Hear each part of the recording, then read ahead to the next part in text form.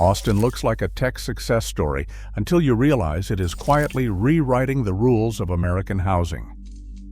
While coastal cities wrestle with million-dollar starter homes and decade-long approval fights, this Texas capital is building more housing per capita than almost anywhere else in the country.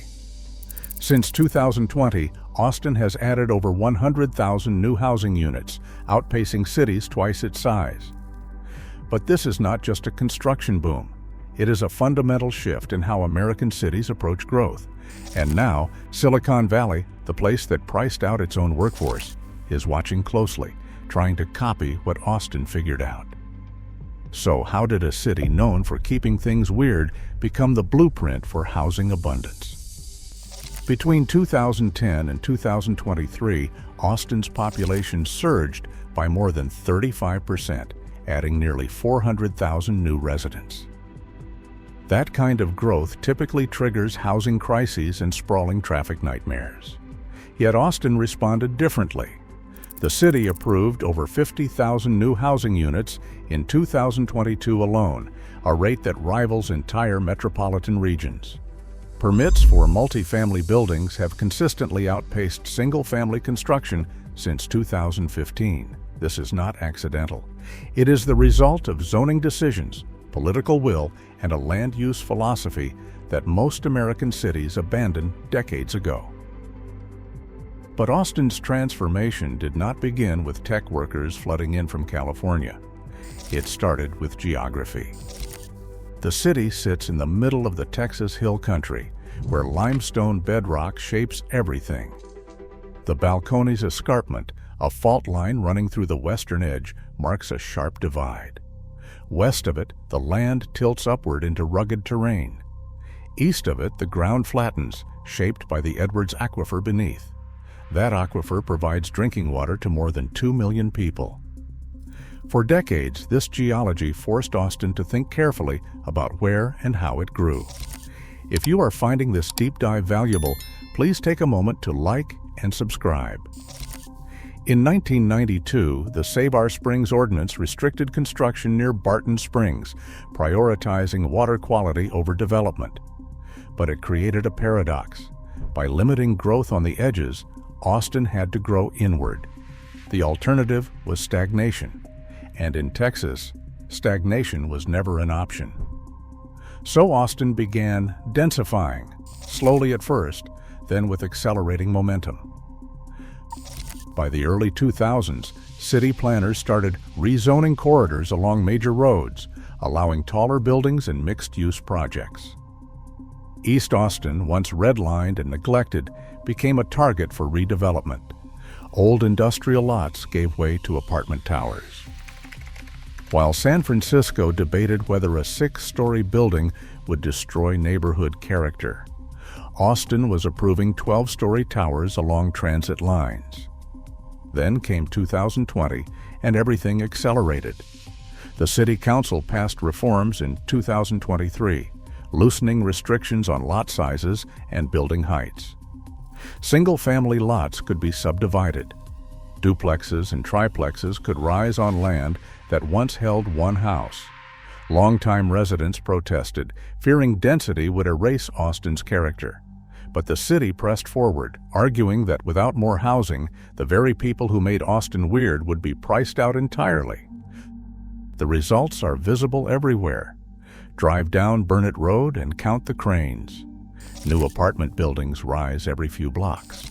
Along South Lamar, old motels have become mixed-use developments. In East Austin, warehouses now hold hundreds of units. This is not organic growth. It is planned, zoned, and executed with clarity. But Austin's story is not just about permissive zoning. It is about cost.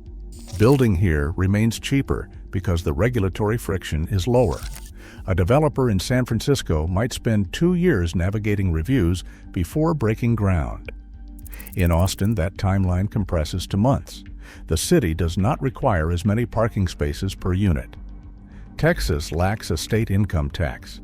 If a landowner wants to build apartments, the state does not stand in the way. Between 2015 and 2023, Austin added more multifamily units per capita than any other major American city. Rental vacancy rates climbed from below 4% in 2021 to above 8% by 2023 as supply caught up with demand. Rents, which had spiked during the pandemic, began to flatten and even decline in some neighborhoods. More supply led to more affordability, or at least less unaffordability. Yet the boom created tensions. Roads built for 500,000 now carry traffic for a metro approaching 2.5 million. Public transit remains a patchwork.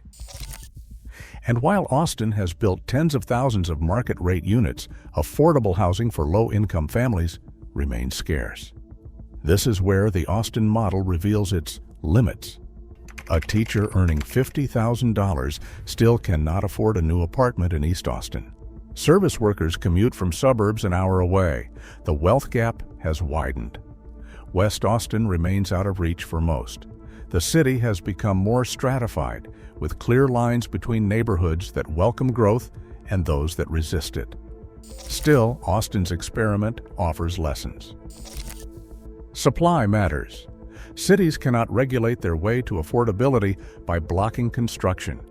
Every unit that does not get built drives up prices. Austin proved that a city can grow rapidly without collapsing, but only if it plans for that growth. Now, Silicon Valley is paying attention. For decades, the Bay Area failed to house the workers powering its innovation economy. Median home prices in San Jose exceed $1.3 million. In San Francisco, a one-bedroom apartment rents for over $3,000 a month. Tech companies built campuses with everything except housing. The irony was not lost on anyone. Austin offered an alternative. Companies like Tesla, Oracle, and Samsung opened facilities here, citing housing availability as a factor. Workers could actually afford to live near their jobs. This sparked a reckoning. California lawmakers began pushing for statewide zoning reforms. Cities started approving high-density projects. Politicians who once defended single-family zoning began championing fourplexes. The policy mimics Austin's playbook. But the Bay Area faces obstacles. Austin never did. Entrenched homeowners wield enormous political power. Environmental laws have become weapons against housing. High construction costs make projects harder to finance. Even with reform, progress will be slow, yet momentum is building. In 2023, San Francisco approved more housing units than any year since the 1960s. San Jose rezoned thousands of parcels. Oakland streamlined permitting. These are Austin-inspired moves, but they reveal the limits of copying a model. Austin acted early, before prices spiraled. Silicon Valley is playing catch-up. Austin's story is not finished. Traffic congestion ranks among the worst in the nation. Median home prices doubled between 2012 and 2023, from $215,000 to over $430,000. The weird Austin that attracted so many is changing. Dive bars close, replaced by upscale lounges. Music venues shutter as property values rise. The challenge now is preserving what makes the city special while accommodating growth. That means protecting music venues, funding affordable housing, and investing in transit. It means confronting who benefits and who gets left behind. Austin's model works for those who can afford to participate. For those who cannot, the city looks less like opportunity. As America's housing crisis deepens, more cities will look to Austin. The lessons are clear. Zoning matters, supply matters, political will matters. Austin did not solve housing. It built a lot of it. That is a start, not a finish. Silicon Valley's attempt to copy Austin will test whether these lessons travel. In a nation where housing costs define economic reality for millions, Austin offers proof that a different path is possible. Not perfect, not painless, but possible. To help us keep the videos coming your way, please like and subscribe.